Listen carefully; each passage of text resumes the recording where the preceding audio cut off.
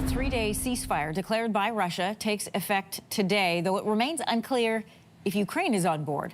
The pause in fighting falls well short of the 30-day window Ukrainian President Volodymyr Zelensky is calling for, because it is just 3 days. So this all comes as Russia is in the midst of preparing to host Victory Day celebrations to mark the defeat of the Nazis in the Second World War.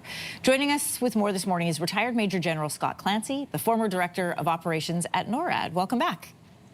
Thank you very much for having me. A three-day ceasefire doesn't allow for anything meaningful in the way of negotiations. It is a very short pause. Ukraine hasn't said whether or not it's going to stop fighting today. So what is Russia's move here? Well, Anne-Marie, this is not a peace overture. It's a strategic signal to the West. The timing's not coincidental, and it really has little to do with the Victory Day parade. The ceasefire is about signaling geopolitical power from Russia to the West. It's not a step towards peace either. They're trying to seek leverage here by undercutting U.S. influence in the region. So the timing of this is after Ukraine and the U.S. propose a 30-day ceasefire, as you've said. And by proposing a unilateral one and framing it unilaterally, Russia sidesteps all of those diplomatic efforts and puts the power back in their courts so that they are seen as a global peer to the U.S. Well, I'm glad that you brought in the U.S. This month, U.S. President Donald Trump threatened to walk away from peace negotiations if both sides didn't show some signs of progress.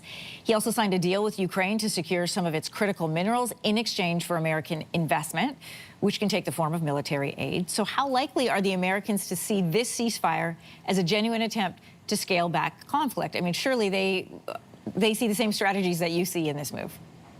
Well, so yes and no. We all know, especially in Canada, how fickle the U.S. administration can be, especially with the personality of the President of the United States. But from Russia's perspective, I mean, we should step back and look at this as a broader strategy.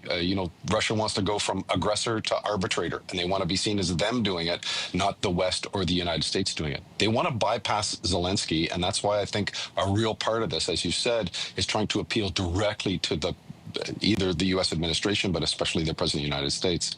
But it also divides the West. It reinforces Russia's allies, especially around the Victory Day parade. It directly connects with the global South, and it portrays Russia as reasonable while it portrays the West as wanting to continue the conflict.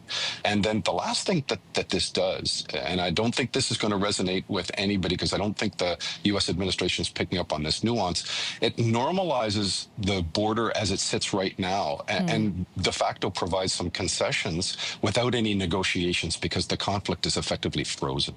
Oh, that's an interesting perspective. How then should Ukraine respond to this ceasefire situation? If they attack, they're seen as an aggressor. If they comply, they're seen as, accepting things on Russia's terms. It's a tricky position to be in. It absolutely is. And, you point out the exact conundrum that President Zelensky and the Ukrainians find themselves in. They're very leery of the ceasefire. Obviously, there's a huge mistrust of Russia from the very beginning.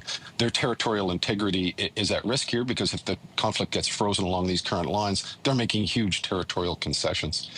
And they're facing, domestic and political backlash from their allies and a sense that the West might be divided along these lines if they don't accept and take the moral high ground with respect to peace. Look, I think that the strategic timing of this, it plays actually to President Zelensky's benefit.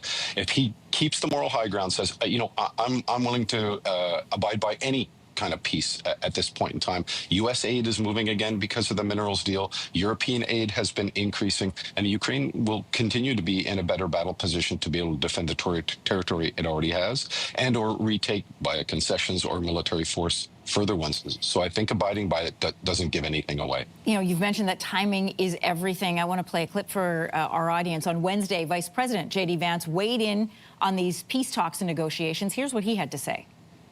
Right now, the Russians are asking for a certain set of requirements, a certain set of concessions in order to end the conflict. We think they're asking for too much, okay? And then obviously, the Ukrainians... So what do you make of those comments? What does Russia have to gain or to lose from this war continuing?